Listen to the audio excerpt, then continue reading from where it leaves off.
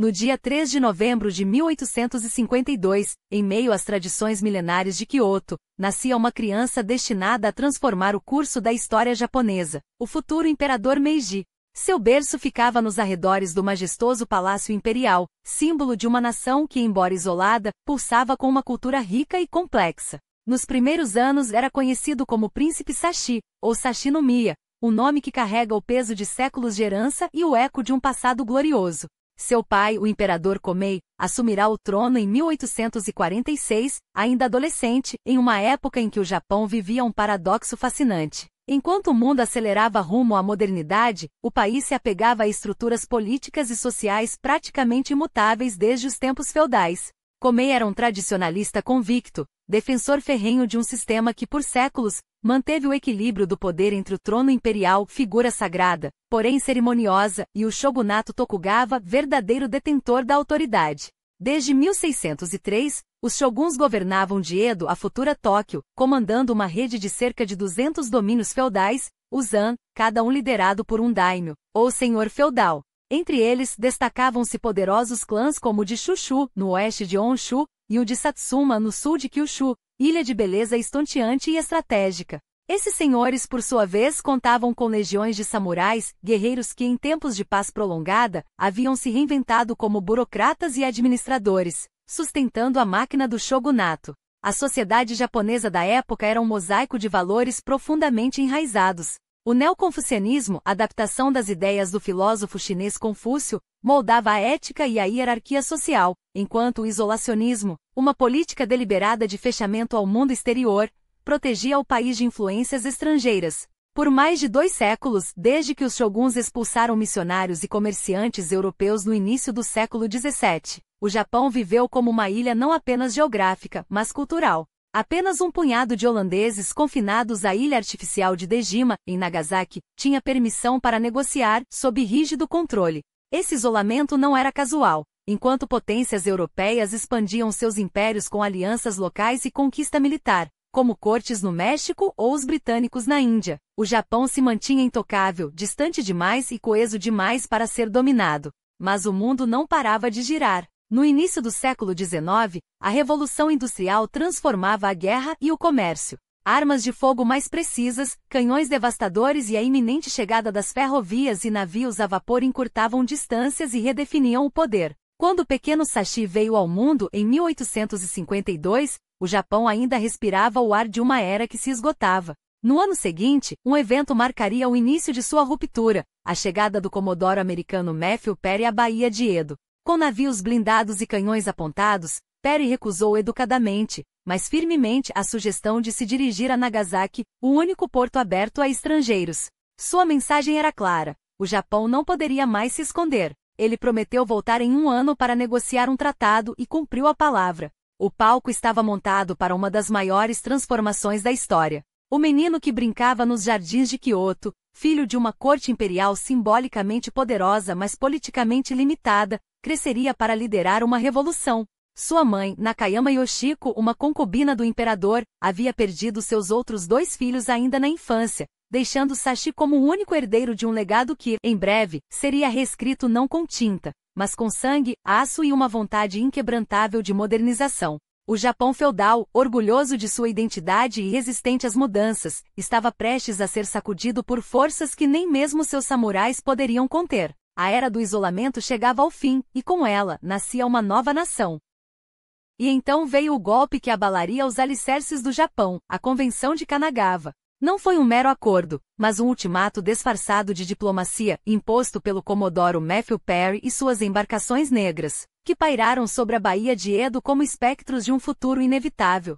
O shogunato Tokugawa, acorrentado por séculos de tradição, viu-se forçado a ceder, não por escolha, mas por sobrevivência. Portos foram abertos, tratados foram assinados e, com eles, uma enxurrada de ideias estrangeiras invadiu as costas japonesas como uma maré que nada poderia conter. Enquanto o jovem Mutsuhito crescia nos salões silenciosos de Kyoto, o Japão era sacudido por uma revolução silenciosa. Livros proibidos circulam em segredo, relatórios de viajantes ocidentais descrevem máquinas que desafiam os céus, sistemas políticos que prometem derrubar feudos com a precisão de um canhão. A França falava de repúblicas, a Grã-Bretanha de impérios construídos sobre carvão e aço, os holandeses sussurravam sobre bancos e comércio global. Cada palavra era uma semente plantada em solo fértil, e cada uma delas germinaria em sangue ou glória. Mas aqui estava o dilema que rasgava a nação ao meio: resistir ou reinventar? Os puristas, apegados ao código dos samurais e à autoridade divina do shogun,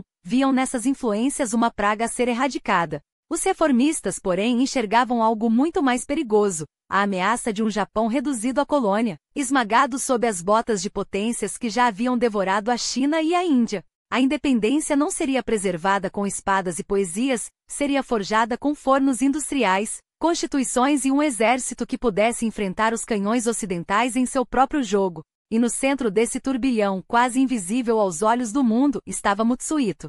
Os registros de sua infância são escassos, envoltos em mistério como os corredores do Palácio Imperial. Dizem que era ágil, que dominava a esgrima e o sumo com a graça de um príncipe guerreiro. Mas quem poderia separar a lenda da verdade quando os cronistas escreviam sob a sombra de um trono?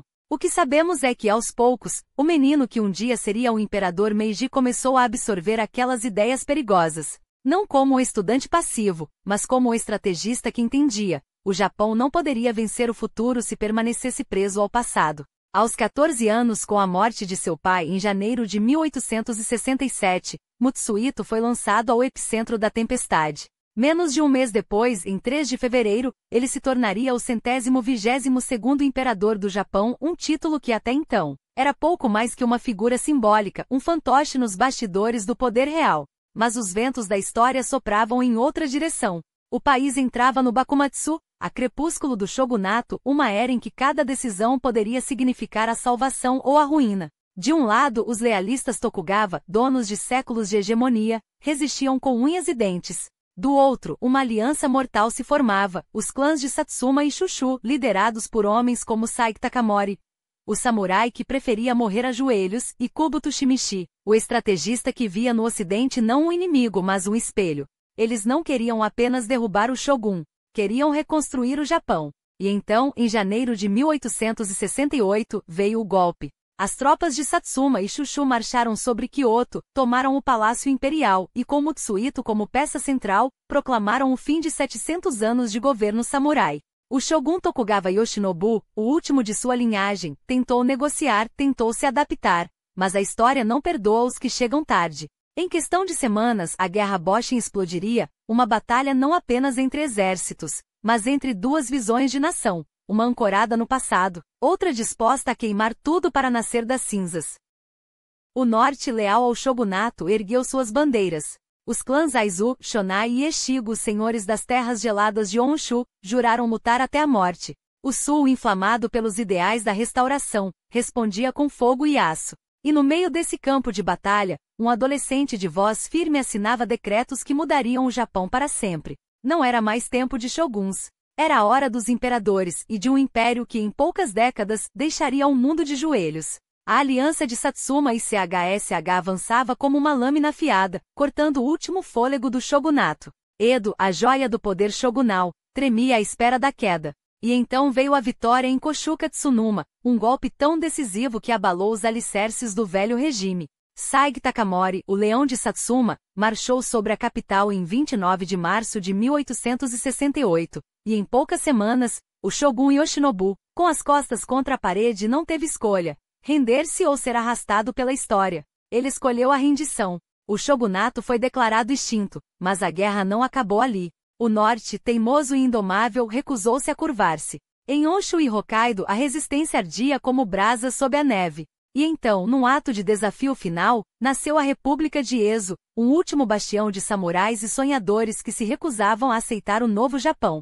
Mas o verão de 1869 trouxe o fim. A última fortaleza caiu. A era Meiji havia começado, e nada seria como antes. Antes mesmo que o eco dos canhões se apagasse, o futuro já estava sendo forjado. Em 6 de abril de 1868, no Palácio Imperial de Kyoto, um documento foi apresentado ao mundo: o juramento da Carta, 5 promessas que fariam do Japão uma nação renascida. A primeira delas era revolucionária: assembleias públicas, debates abertos, o germe de uma democracia. Sim, levaria mais de 20 anos até que a Constituição fosse escrita e o primeiro parlamento se reunisse, mas a semente estava plantada. A segunda cláusula arrasou séculos de feudalismo com um só golpe. Não mais senhores e servos, não mais castas imutáveis. A terceira libertou o povo. Agora cada homem poderia escolher seu destino, seu trabalho, sua vida. Mas foram as duas últimas promessas que sacudiram o mundo. O Japão abandonaria os costumes ruins do passado, as tradições que o mantinham acorrentado, e com sede insaciável buscaria conhecimento em todas as terras, de todas as nações. Não mais um reino fechado, mas um império em ascensão. Meiji tinha apenas 15 anos. Não fora ele quem escreveu aquelas palavras, mas foi ele quem as transformou em realidade. Sem hesitação, sem medo. Porque o Japão não podia esperar. E as mudanças vieram como uma avalanche. Em 1868, Kyoto permaneceu o coração espiritual, mas o poder mudaria para Edo, agora Tóquio, a capital do leste. Uma cidade renascida, moldada à imagem das grandes metrópoles ocidentais, com um governo centralizado, ministros responsáveis, uma máquina administrativa moderna. E então, o golpe final contra o passado. Em 1869, os dains foram convocados a entregar suas terras. Devolvam-nas ao imperador, ordenou o decreto. Em 1871, as 200 províncias feudais foram extintas, substituídas por 72 prefeituras imperiais, cada uma governada por um homem leal ao trono. Alguns lordes resistiram, outros abraçaram a mudança. Muitos deles, ironicamente, tornaram-se os novos governadores.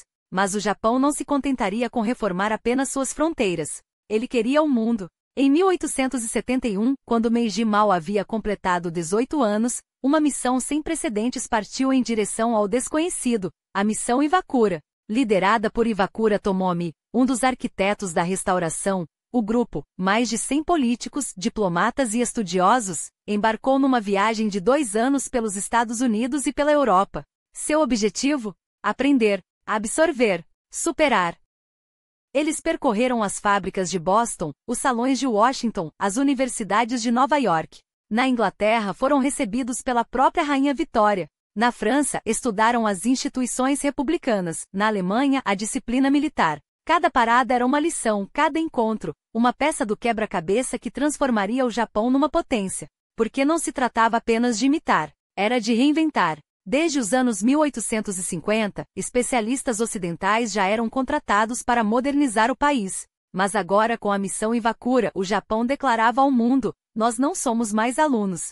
Somos rivais. E assim, sob o reinado de um jovem imperador que nunca duvidou, uma nação que fora humilhada por navios negros se ergueu como um titã. A era dos samurais terminara. A era do aço, da indústria, do império, essa estava apenas começando. Mas crescimento econômico não era apenas uma questão de números. Era uma revolução silenciosa, tecida fio a fio nas máquinas de algodão e seda que começavam a rugir nas oficinas de Kyoto, Osaka e Tóquio. O Japão não estava apenas copiando a Revolução Industrial Britânica, estava aperfeiçoando-a. As pequenas oficinas familiares, onde mãos hábeis transformavam matéria-prima em obras de arte, deram lugar a fábricas que em poucos anos se tornariam gigantes. O carvão alimentava as caldeiras, o vapor movia os teares, e o que antes era artesanato se transformou em produção em massa. Não por acaso, por necessidade. E quando a seda japonesa cruzou os mares, o mundo não resistiu.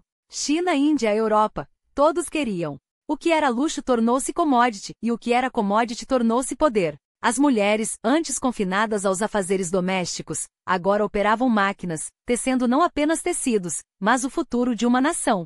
Cada fio, cada metro de pano exportado, era um golpe contra o passado feudal. O capital gerado não ficava parado. Reinvestido, multiplicava-se em novas indústrias, em novas ambições. Porque o Japão não queria apenas competir, queria dominar. E então vieram os trilhos. Não como um acessório, mas como artérias de aço pulsando vida pela espinha dorsal do império. A primeira locomotiva a vapor importada da Grã-Bretanha não foi um brinquedo para a corte. Foi um aviso. Em poucos anos Tóquio e Yokohama, antes separadas por dias de viagem, estavam unidas por horas. Honshu, a grande ilha central, foi costurada por linhas férreas que ligavam cidades, portos, minas de carvão, os pulmões da nova economia. Não houve bolha ferroviária como a britânica, não houve colapso especulativo. Houve planejamento. Houve execução. E acima de tudo, houve visão. Até o dinheiro foi reinventado. O ien, lançado em 1871, não era apenas uma moeda. Era um símbolo. Paridade com o dólar mexicano de prata, cunhagem padronizada, um sistema financeiro que finalmente falava a linguagem do comércio global. O Banco do Japão, fundado em 1882, não era um banco qualquer. Era o guardião de uma ambição: transformar o crédito em combustível, a poupança em investimento, a terra em fábrica. Até a agricultura, antes refém dos caprichos dos senhores feudais, floresceu. Mais arroz, mais trigo, mais alimentos para uma população que crescia não só em números, mas em expectativas. Mas progresso tem seu preço. As greves nas fábricas, os protestos nos campos, as vozes que questionavam: para quem, afinal, serve este crescimento? Não eram ruídos. Eram lembretes de que nenhuma transformação é indolor. Os salários subiam, sim, mas as jornadas eram brutais. As cidades inchavam, mas os cortiços também. O Japão do Meiji não era um paraíso, era um canteiro de obras. E em canteiros de obras, há poeira, suor e às vezes sangue. E então veio a espada. Porque uma nação que se reinventa não pode depender de samurais desorganizados ou de exércitos feudais. O Japão precisava de soldados. Não de guerreiros, mas de uma máquina de guerra. A conscrição de 1873 não foi um convite, foi uma ordem. Todo homem apto serviria. Ricos podiam pagar para escapar? Em teoria. Na prática, o império precisava de corpos, não de exceções. Em menos de uma década, o exército passou de milícias desunidas para uma força de 100.000 homens, treinados não com katanas, mas com fuzis. Não com táticas de clã, mas com estratégias europeias. E quem melhor para ensinar do que os franceses? Os mesmos que décadas antes haviam sido humilhados pela Prússia, agora moldavam o exército japonês. Escolas de tiro, fundições de canhões, manuais de infantaria, tudo importado, adaptado, aperfeiçoado. Porque o Japão não queria apenas aprender, queria superar. E quando os primeiros regimentos marcharam em formação impecável, não era apenas um desfile.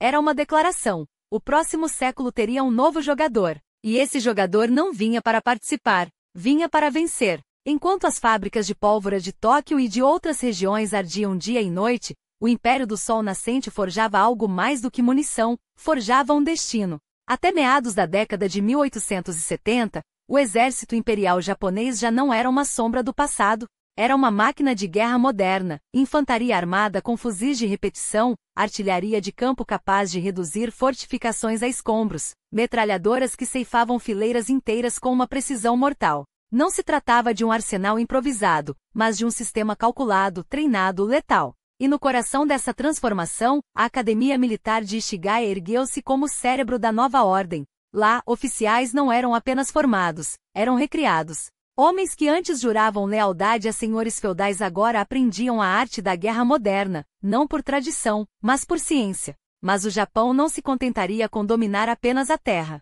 Enquanto a Europa ainda debatia o futuro dos encouraçados, os japoneses já navegavam nele. Antes mesmo da restauração Meiji, em 1867, eles haviam adquirido sua primeira joia de aço, o CSS Stoneval, um colosso blindado comprado dos americanos, rebatizado com orgulho de Tetsu, couraçado de ferro. Um nome, uma promessa. E a partir dos anos 1870, com a expertise francesa moldando seus estaleiros, a Marinha Imperial deixou de ser um sonho para se tornar uma frota. Cruzadores blindados cortando as ondas como facas, torpedos silenciando ameaças antes que elas se aproximassem, e finalmente os monstros do mar, os couraçados modernos, verdadeiras fortalezas flutuantes. Sob o comando de estrategistas como Yamagata Aritomo e Nozomi Shitsura, homens que entendiam que um exército não se mede apenas por suas armas, mas pela alma de seus soldados, as forças armadas japonesas tornaram-se mais do que um instrumento de defesa. Tornaram-se o braço executor de uma nação que havia decidido, de uma vez por todas, que seu lugar não era nas margens da história, mas no seu centro. E foi nesse momento que os olhos de Tóquio se voltaram para o oeste, na direção de um reino que por séculos havia se recusado a despertar, a Coreia. Um país fechado, murado por sua própria tradição, conhecido pelos ocidentais como o Reino Ermitão. Enquanto o Japão rasgava suas próprias amarras do isolacionismo, a dinastia Joseon persistia em sua quietude, como se o mundo não tivesse mudado desde o primeiro contato com portugueses, holandeses e britânicos no século XVI. Mas o tempo não espera por ninguém, e muito menos por um império em ascensão. Em 1873, a ideia de uma expedição militar à Coreia, proposta por Saig Takamori, não era um capricho. Era um aviso, um teste. E quando, 2 anos depois, o canhoneiro Y ancorou nas águas de Gangwa, não foi por acaso que os canhões coreanos responderam com tiros. Tóquio não precisava de desculpas, precisava de uma oportunidade. E ela chegou em fevereiro de 1876, selada com tinta e sangue no Tratado de Amizade Japão-Coreia. Um documento que, em teoria, abria portos e promovia o comércio, mas que, na prática, era um ultimato disfarçado. A Coreia seria arrastada para o século XIX, queresse ou não. Os japoneses ganharam o direito de inspecionar navios coreanos, de estabelecer enclaves comerciais, de infiltrar sua influência como água em rachaduras. Era o primeiro passo de uma dança que, décadas depois, se transformaria em uma marcha, e a Coreia, em um território conquistado. Porque o Japão não fazia diplomacia por gentileza. Fazia por estratégia. Enquanto isso, dentro de suas próprias fronteiras, a revolução continuava. Os samurais, outrora a espinha dorsal do país, agora eram um peso. 5% da população, uma casta de guerreiros, burocratas e eruditos, consumia recursos que o novo Japão não podia mais desperdiçar. Em 1873, os estipêndios que os mantinham foram cortados. Não havia mais lugar para espadas em um mundo de canhões. Alguns se adaptaram, trocaram as katana por fardas militares, os códigos de honra por manuais de artilharia, as batalhas campais por gabinetes ministeriais. Outros resistiram. E em KYSH, onde o clã Satsuma ainda respirava o ar da rebeldia, a insatisfação não era um sussurro, era um rugido prestes a explodir. E em meio a esse turbilhão de transformações, uma figura se erguia como um colosso entre os descontentes, Saige Takamori, o último dos grandes senhores de Satsuma. Não era apenas um homem, era um símbolo, uma força da natureza que os ventos da modernidade não conseguiram dobrar. Nos anos 1860, ele havia sido o arquiteto de uma revolução, um dos pilares que sustentaram a restauração Meiji. Mas o Japão que ajudou a nascer já não era o Japão que ele reconhecia. Os ideais que outrora o moviam um império forte, mas enraizado em sua essência, haviam se transformado em algo frio mecânico, uma máquina que devorava tradições em nome do progresso. Por volta de 1874, a decepção se tornou insuportável.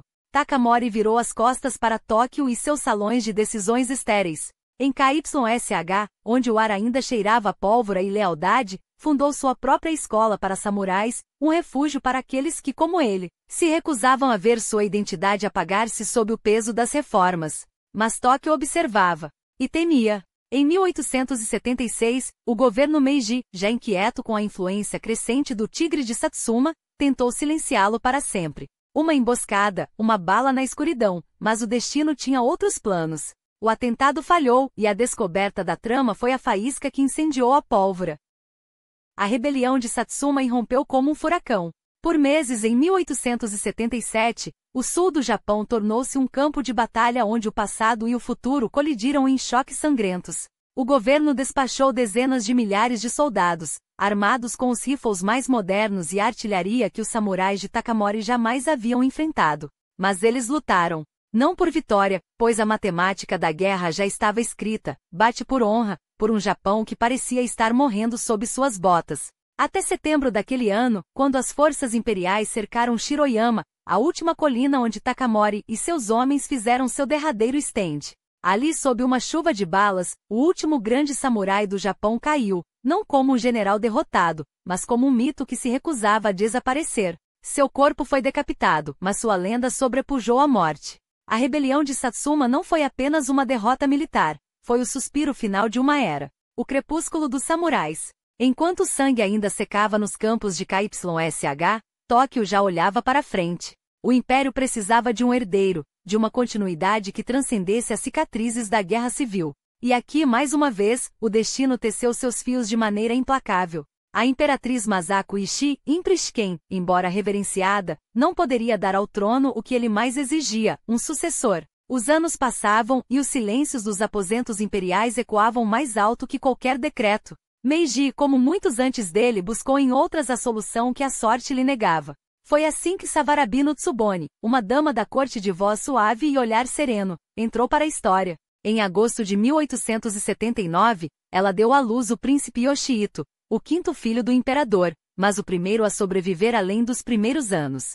4 irmãos haviam sido levados pela morte precoce, vítimas de um tempo em que até os palácios não estavam livres da sombra da mortalidade infantil. Mas Yoshihito viveu. e com ele a esperança de um futuro. Savarabi, elevada à condição de concubina imperial, criou o menino com um cuidado que beirava a devoção. Mas a corte, sempre ávida por sinais de estabilidade, não se contentaria com meio-termos. Em um gesto que mesclava tradição e pragmatismo, o pequeno príncipe foi oficialmente adotado pela imperatriz Shken, selando sua legitimidade perante o trono. Os outros filhos de Meiji, 15 ao todo, frutos de diferentes concubinas, tiveram destinos menos gloriosos. 8 nasceram de Sono Sachiko, uma favorita nos anos 1880, mas apenas 5 sobreviveriam à infância. Um número cruel, mesmo para uma época acostumada a perder crianças como folhas ao vento. E assim, enquanto o Japão se reconstruía sobre as cinzas da rebelião, o Palácio Imperial permanecia um labirinto de segredos.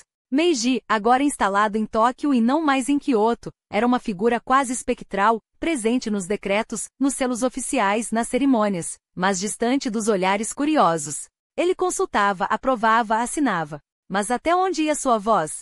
Os ministros, Okuma, Shichi e Tagaki, eram os rostos visíveis do poder, os arquitetos das reformas que moldavam o país. O imperador, por outro lado, era um enigma. Não havia diários íntimos, nem cartas reveladoras. Apenas silhuetas em documentos, selos em papéis que poderiam ter sido redigidos por outras mãos. Alguns o pintavam como um governante benevolente, um pai da nação que guiava com sabedoria silenciosa. Outros suspeitavam que não passava de um fantoche, um símbolo necessário em um jogo onde os verdadeiros jogadores moviam as peças nos bastidores. A verdade, como sempre, estava perdida entre as sombras do poder. Mas se a rebelião de Satsuma havia sido um golpe no coração da tradição, o Japão de Meiji também sabia como transformar feridas em oportunidades. E no sul, onde a memória de Takamori ainda ardia, um antigo capítulo da história imperial voltava à tona, as ilhas RYKY. Há séculos, desde 1609, aquelas terras, um colar de pérolas entre KYSH e Formosa, haviam sido um reino independente, até que Satsuma subjugou, mantendo-as em uma espécie de vassalagem ambígua. Independentes no nome, mas amarradas por fios invisíveis. Em 1872, Meiji declarou, as RYKY eram japonesas. E em 1879, enquanto o último rei, SH Tai, era levado a Tóquio como um troféu vivo de uma era que se encerrava, as ilhas foram formalmente incorporadas como Okinawa. O império crescia, não mais por espadas, mas por decretos. E no horizonte, além das águas turquesas que banhavam as antigas terras do RYKY, outro prize aguardava, Formosa. A ambição não tinha limites. Enquanto isso, em Tóquio, a máquina do Estado trabalhava sem descanso. A Constituição de 1889 não foi um presente, foi uma estratégia. Um documento que com letras douradas consagrava o que já existia. Um imperador divino, um primeiro-ministro como braço executivo, um gabinete de ministros como engrenagens bem oleadas. A democracia? Uma palavra perigosa murmurada nos cantos por homens como Itagaki Taizuki, mas cuidadosamente dosada. O Japão não seria uma república. Não seria uma monarquia constitucional no sentido ocidental. Seria japonês.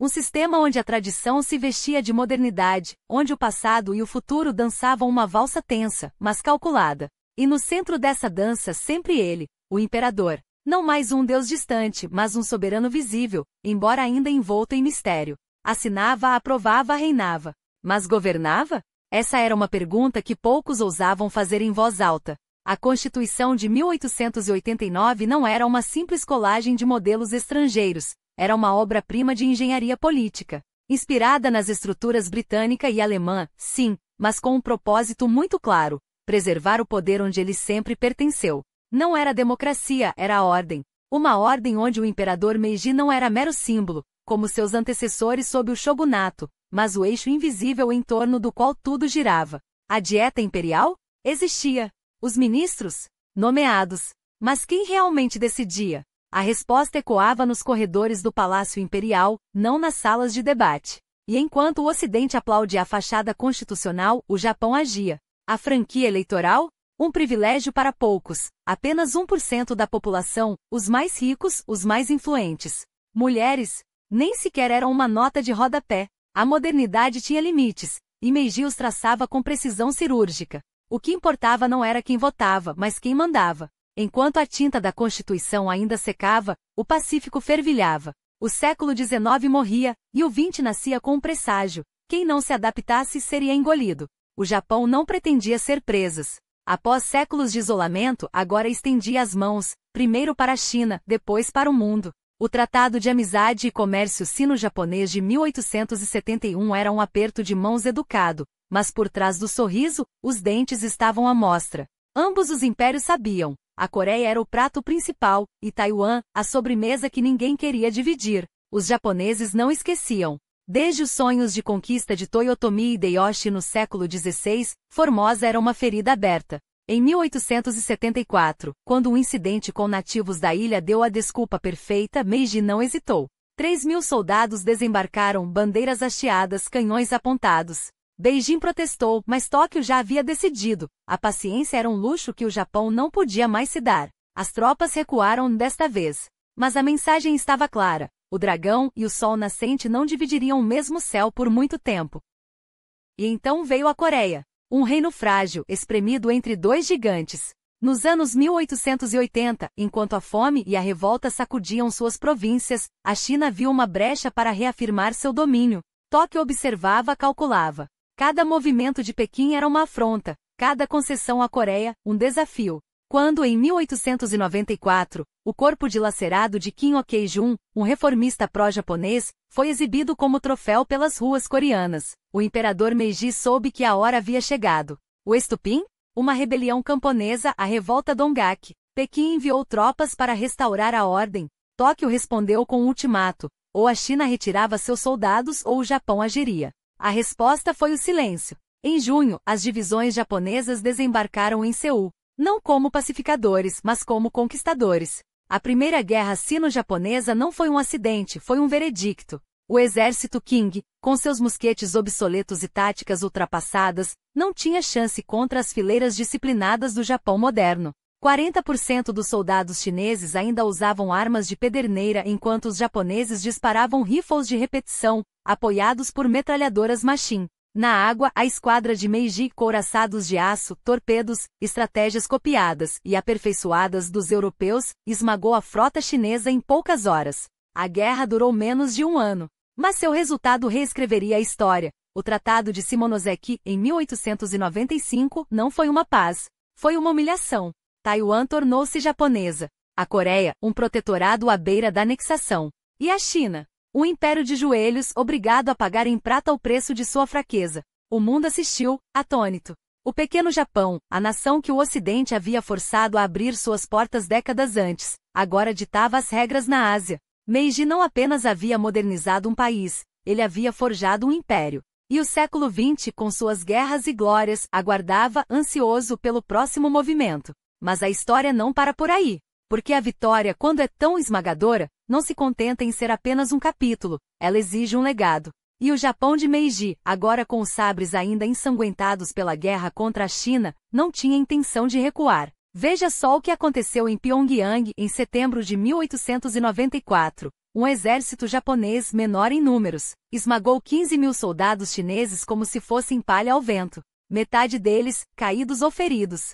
Enquanto o Japão contava suas baixas, apenas algumas centenas, o Império Qing, humilhado, via seu domínio sobre a Coreia desmoronar como areia entre os dedos. Em poucos meses a península estava nas mãos de Tóquio. E a guerra? Seguiu adiante, agora em solo chinês, onde cada batalha era um golpe mais profundo no orgulho de uma dinastia que já cambaleava há décadas. Até que em janeiro de 1895 veio o golpe final. A queda de Wei Haiwei, a joia estratégica no nordeste da China. O Qing, desesperado, suplicou por paz. E a paz chegou.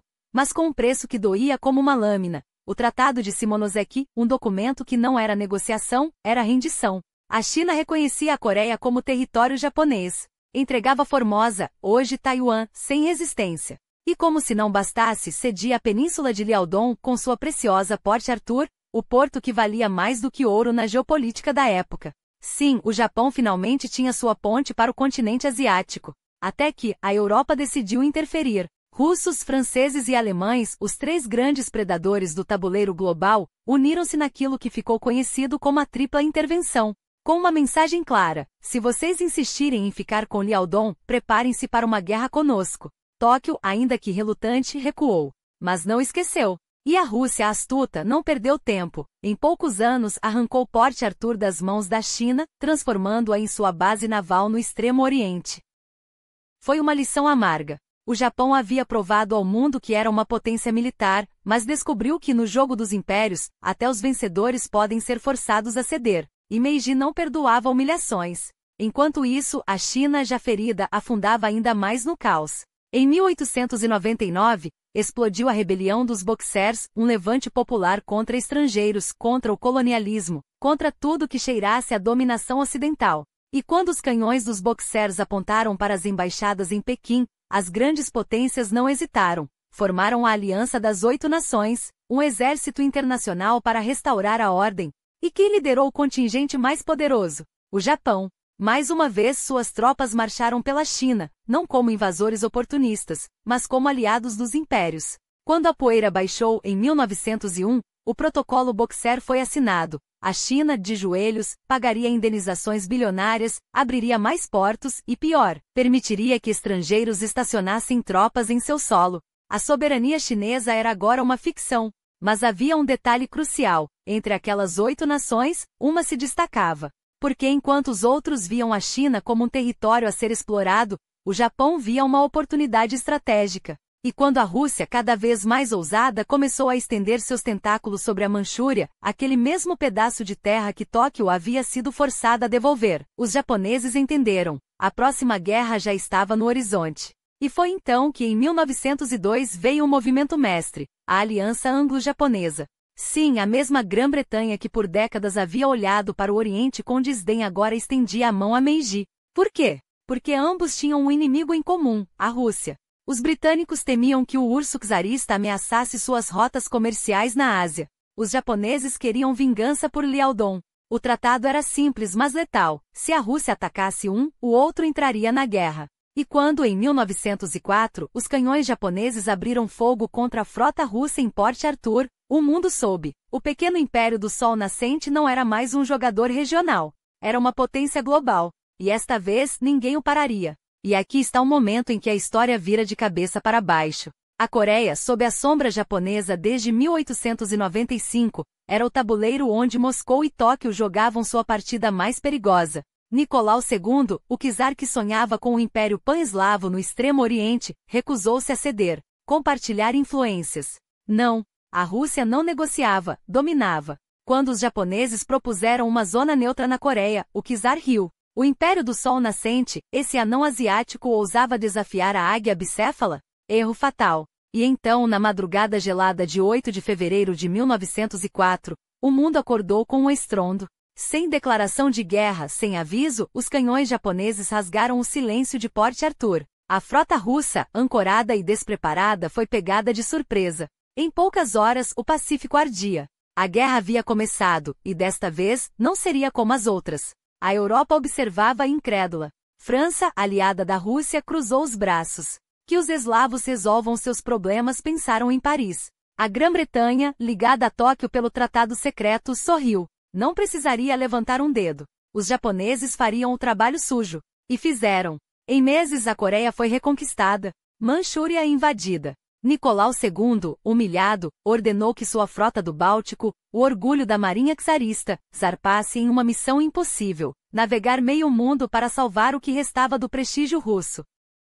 8 meses depois, em maio de 1905, os navios russos, exaustos e enferrujados, avistaram o Estreito de Tsushima. Lá esperava-os não um porto seguro, mas o almirante T.G. Yashir e sua esquadra, ágil, moderna, letal. Os russos tinham mais canhões. Os japoneses, mais velocidade, mais torpedos, mais vontade. Quando a batalha terminou, 28 navios czaristas jaziam no fundo do mar. Metade da frota destruída. O mundo assistiu boquiaberto, enquanto o Império Asiático esmagava uma potência europeia em sua própria guerra. O czar, envergonhado, não teve escolha. Em setembro, em Portsmouth, assinou a rendição. Port Arthur perdida, Manchúria abandonada, a Coreia entregue de mãos beijadas ao Japão. O preço da arrogância russa? Uma revolução fermentando em suas ruas. Os canhões de Tsushima não só afundaram navios, abalaram os alicerces do trono de Nicolau II. 7 anos depois, em 1917, aquele mesmo trono desabaria. Mas o verdadeiro terremoto não foi em São Petersburgo. Foi em Tóquio. Em 1905, o Japão não era mais um reino fechado, forçado a abrir suas portas às potências ocidentais. Era um império. Um gigante que em meio século havia passado de vítima do colonialismo a algo muito pior, um colonialista. E a Coreia seria sua primeira grande conquista. Em 1907, o tratado foi assinado. Um residente geral japonês assumiria o controle de fato de Anseong, sim, a Seul de outrora.